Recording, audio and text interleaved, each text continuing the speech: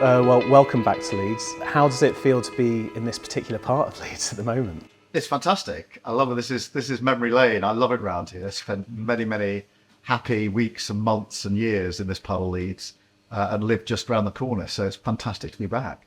And I know, and I mean, one of the things that I was really interested to talk to you about was your time at Leeds in this particular area, because being a student and those being your formative years, that sort of informs who you become as an adult. So can you tell us a little bit about what it was like living, on Chestnut Avenue, going to the Hyde Park, the Faversham, and the people that you came across during those times? It was fantastic. It was absolutely forming of me in terms of who I am. I came from basically a village on the Surrey-Kent border. So we had a field at the back of our house with stream and cattle, and it was very rural. And then I headed 200 plus miles up to Leeds to a city. And it was just incredible. The different senses, the diversity, the incredible bars of the city. And I instantly fell in love with Leeds, and I've been in love with it ever since. I come back as often as I can, but it absolutely formed me and changed my life, really. Was there something particularly about Leeds that drew you to apply to come to university? Two or three things. One, I really wanted to go to a city that was diverse. The idea of living in a city, the different tastes, smells, the bars, different cultures. So I really wanted to come to a big city. When I was younger, we used to go to the Lake District on holiday, but we'd come through Yorkshire sometimes and stay in Yorkshire for the odd night. So I knew I really loved Yorkshire. And it was a really good law faculty. So putting all that together, I chose Leeds, and I've never looked back. And I mean, in terms of Leeds, the city, obviously you're a massive music fan. Were there any particular gigs during your time at Leeds that really sort of capture that memory of that time of being a student? Well, I rocked up from rural Surrey with sort of fairly long hair and a Boomtown Rats album under one arm and Status Quo under the other, and met John Murray here, who's one of my lifelong friends, in probably, I think it was the first or second week of being here at university. He introduced me to independent music, and particularly then Orange Juice, Aztec Camera, all those bands that were playing here at Smith's, of course. And that took me on a journey to a much wider range of music. So that played a central part. We were always at gigs in and around Leeds, always at events in and around Leeds. So that had a huge impact on me as well. I got my hair cut and started to look a bit better.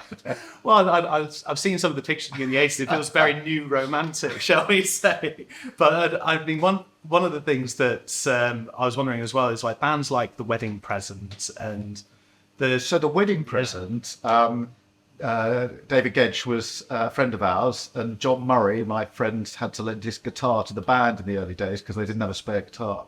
So we grew up with all of that as well. So you were the ones that, I mean, are you going to take credit for The Wedding Present?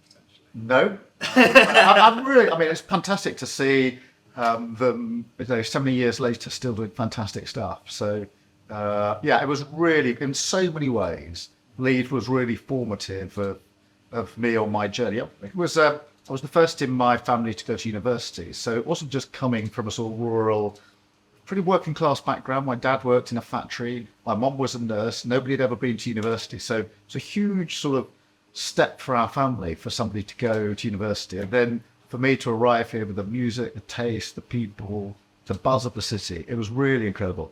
That's one thing I wanted to ask you about as well, because obviously, being from South and being from Surrey, it's quite a stark comparison to what it's like in Leeds in the north. How has that informed who you are as a person, and basically, having a little bit of both, knowing the South and knowing the North as well as you do? Well, I think 3 years here was something which went, I suppose, deep into my bones, and I've carried that bit of Leeds with me ever since. But because I loved it here so much, I've kept up the connection. So I probably come back to Leeds 6 or 7 times a year. If we are on the move with the team, anywhere really across the north or northeast, then I'll always base myself in Leeds on the way. John Murray, my friend, lives in Leeds, so I come and see him. And I was on the faculty, on the advisory board for the university, because I've tried to keep those links ever since I was here. So it wasn't just 3 years, pretty intense years. It's also something I feel I carry with me, have carried with me for all those years since I was here. I mean, it's amazing actually looking at your time with Leeds since graduating, because you've been a student volunteer, you've opened the Liberty Building where the School of Law is, you've been given an honorary doctorate, as you said, you've been on the advisory board. I think the only thing that you haven't been is Chancellor at the moment, which is quite astonishing. I got 1 or 2 other jobs in mind before I look at that. But, yeah. But it's been fantastic to be associated. And it was a really, fantastic moment to graduate when I graduated with my law degree, but also to come back from an honorary degree was really special as well. So it's a really strong link. And that law degree set me up for the journey I've been on in my career ever since. So I owe a lot to this university. I wanted to ask you a little bit about that day of graduation. There's a fantastic photo of you and your parents outside the Great Hall when you graduated, and you can see they're brimming with pride. You said, you were the first in your family to go to university, and very much someone from a working class background. Can you just tell me how it felt in that moment, graduating? Because it feels like something that has had a real impact on you. It was a really special day, and if you look at that fantastic photo, you'll see that my dad's got a suit on. He never wore a suit. He worked in a factory. He didn't. That suit came out of his wardrobe once every 5 years or more. My mum had a dress specially for the occasion, so it was huge for them to come up to Leeds and see their son graduating with a law degree. It was really, really special for them, and for me as well. It was sad as well, because this was the end of my 3 years in Leeds. I was about to go off, and that was, all the friends I'd made that you see on graduation day. So it's a bittersweet moment, because it's a proud moment. It's the accomplishment. You've got the certificate in your hand, but also you're moving on. And so there was a bit of that. But for my mum and dad, it was a fantastic day. And that's why they put the best clothes on and came up here. And I think in that photo, you can see in the smile and in the, the way that they are looking out, just what it meant to them. Absolutely. And I mean, one thing that before you came up, I decided to do a little bit of digging and a little bit of research. I was able to find in our archives the co-winner of the 1984 Hughes Prize, which was a Mr. Keir Starmer. Yeah. And I was wondering if you could tell me a little bit about what it felt like to be recognised with that accolade in your 3rd year. Well, the 3 years here was so interesting, because our family didn't know any lawyers. I'd never met a lawyer. I'd never been in court. I didn't really know that much about what lawyers did. And I came here and suddenly there was the solicitors and the barristers. So I started thinking, oh, okay. So because we didn't mix with lawyers. We didn't know anybody who was a lawyer. So I came here and I found law absolutely fascinating. And it really drove me, particularly in the 2nd year when I started studying international human rights law, which had an incredible impact on me. In fact, then shaped my career in the early days as a lawyer. But as I got more and more interested, grades started improving, and so in the end, I ended up with a 1st-class degree and prizes along the way. But that was just because I was so interested in this thing called law and how you could use it, and already thinking, how can I use this in my life to bring about social change? So it was. I arrived not really knowing what a lawyer was, and ended with a 1st-class degree in law and off to Oxford University to do a postgrad. Absolutely. I mean, to take you a little bit down memory lane a little bit longer, we've actually got a class of 85. Oh, it's fantastic. Oh, is this on the Parkinson step? It is. And I was wondering if you might be able to spot yourself, because I think I know where you are, but I'm not quite sure. Is that me then? Yes, I think that is. And what was it like, those that group of students and that group of academics? How did they help shape your career, your incredibly successful career as barrister? Hugely. The lectures, but also the tutorials in particular, where we were in groups of, I think, 4 or 5, working with these academics who were teaching us. I recognise them all now. It's fantastic. But also, all of the students in the class and lifelong friends are in this photograph for me. So that's incredible to see. That was, that must have been towards the end, I think. That must have been third year, I think, when maybe just before we graduated. So, but I think that's me, yes. Back with the. Do you still have the red shirt? I don't still have the red shirt. Maybe I should dust it off and put it on again. Maybe wear it to Arsenal games. You never know. I mean, in terms of becoming a barrister, one thing you've mentioned is your very working class roots, and you chose potentially the most middle class profession ever. But the preserved and privileged in a certain way of becoming a barrister. I was wondering, did you ever suffer with imposter syndrome? And if so, how did you deal with it? I think growing up, there was always this sense that, is this really for you? And I didn't really know whether law was for me until I got it. I met a lot of people who were pretty confident in the first year, knew exactly what they wanted to do, and I didn't really. By the end of the first year, I think I probably thought, I'll be a solicitor, and I was quite interested in staying in Leeds, to work in Leeds. And I think, from memory, in the second or third year, I did a couple of interviews just to see what that would look like. But then I became really interested in the advocacy and arguing a case. And it was only really when I left Leeds that I took the decision that I wanted to go down the route of being a barrister. I went via Oxford to do the Bachelor of Civil Law there, just because I'd become so interested in employment, in jurisprudence, in criminology, in human rights, and wanted to study it more. But at that point, I wanted to then become an advocate and to, in particular, specialise in human rights law. So that was the combination. But, the court is a pretty intimidating place to go and work. It's a very odd outfit to go to work in a gown and to have wing collars and a wig on. I mean, it's not the most comfortable working gear.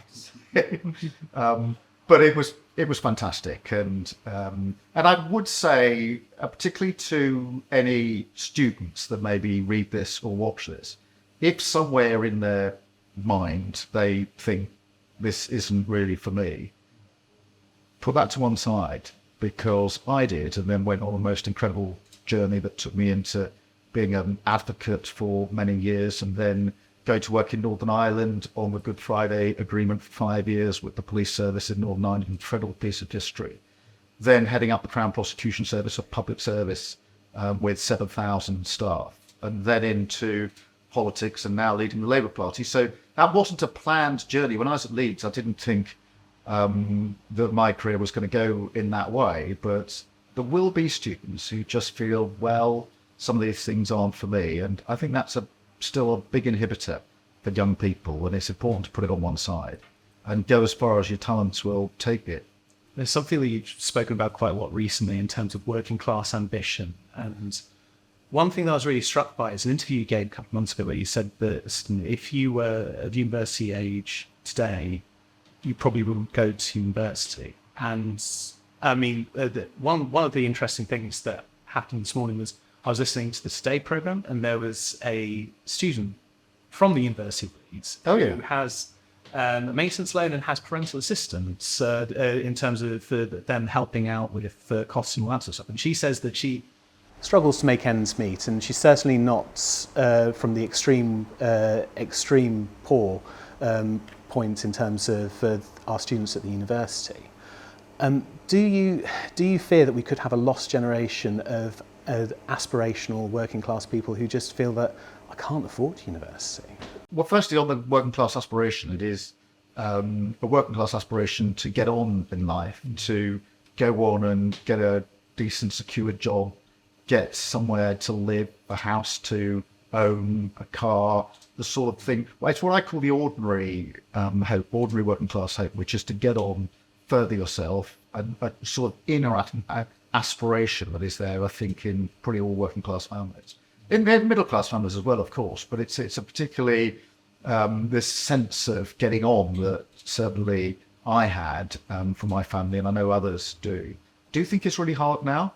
When I left university, I didn't worry about getting a job. I knew that I'd be able to get accommodation reasonably okay, and then managed to start buying a flat by the time I was in my late 20s. This is really difficult for students now. Many of them have to go back home, live with parents, because getting on the housing ladder is nigh on impossible. The average age now is late 30s, I think. So I think it's a lot tougher for students now.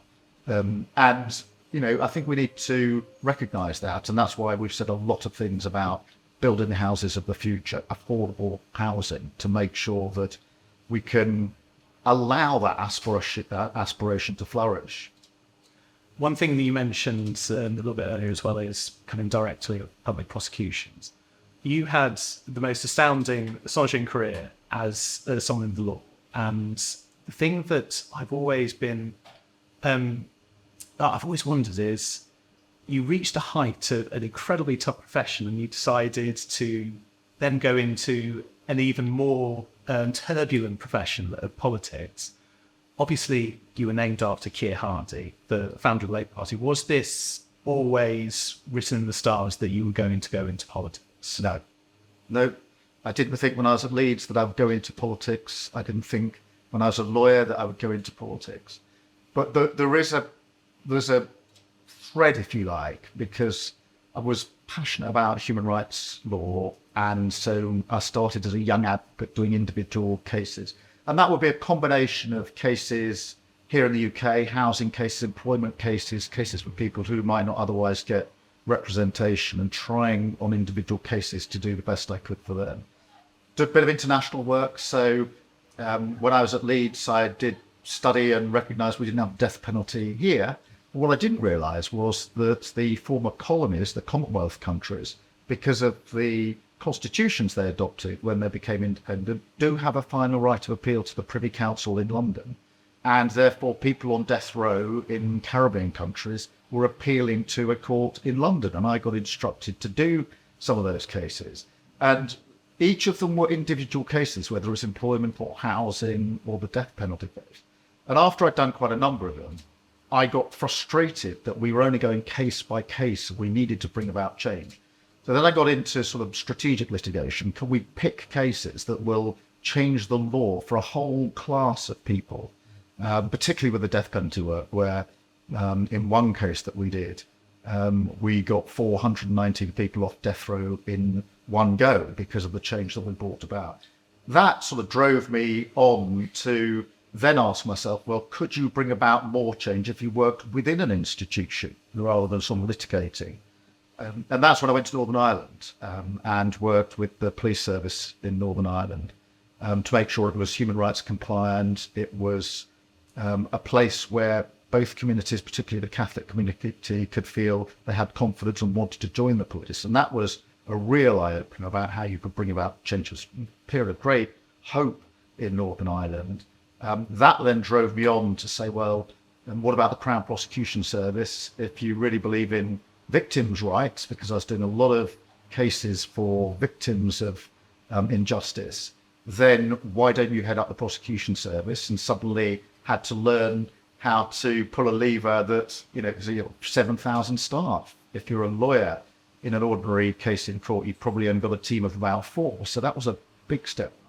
And then finally, the sense of if things are really going to change, the only place that's big enough for that change is politics, which is why I went into politics. We did change things within criminal justice, but in the end, the only meaningful change would come through politics. So I put on one side law and rational argument and independent decision making, and in 2015 stepped into the world of politics. And so far, 8-9 years of opposition, which is what I'm determined to change.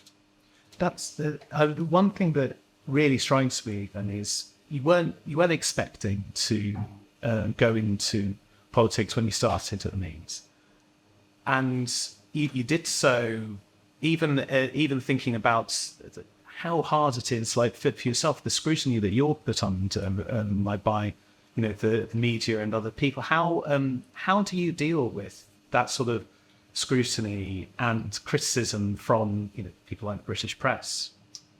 For me, because I came into politics late, I think I bring a resilience and sense of purpose. If you come into politics that late, and I could have done other things, then you only do it because you've got a driving sense of purpose. This is what I want to achieve. This is, I think, how we can achieve it. So that's what takes me forward, this driving sense that we can not just fix our country, but take it forward. And that's why I've been talking about a decade of national renewal, which I think we desperately need across the United Kingdom. We've had 13 years of decline, and now is the point where most people think nothing is really working properly. We need to fix that, but we need a decade of national renewal. That drives me forward, and that sense of service. So for me, politics isn't about entitlement. It's about a driving sense of purpose. But if you're going to get there, I mean, we landed in a very bad place in 2019 in that general election, the worst result since 1935. I knew when I took over as leader of the Labour Party, I had to change the Labour Party. If you lose that battle, you don't look at the electorate and say, what do you think you were doing? You change your party. You have to expose the government as not fit to govern. And then you have to say this is the positive case for change, the decade of national renewal. And then, in direct answer to your question, you have to have shutters on either side because there's lots of noise. It's not just the media. Almost everybody has advice. Almost everybody thinks they could do a better job than you. It's a bit like being a football manager or something. Everybody's sitting in the stands saying, I would have done that. What about a different formation? So you have to just shut that noise out. You can't get dragged into it. But for me, it's that driving sense of purpose. And also, I think if you come into politics late, you bring a problem-solving approach because outside of politics, in public services where I was, in the private sector as a lawyer, if there's a problem, you tend to identify what it is, get people together and fix it. But in politics, we don't have enough of that. One thing that's really, really exciting in terms of where you are at the moment, in terms of the Labour Party, is we're talking the end of October. We've just had the Tamworth and Mid Bedfordshire by-elections. You've got Tory commentators like Rory Stewart saying when the Tories are out of power on podcasts. And one thing we're excited about here is you could be the University of Leeds' first Prime Minister.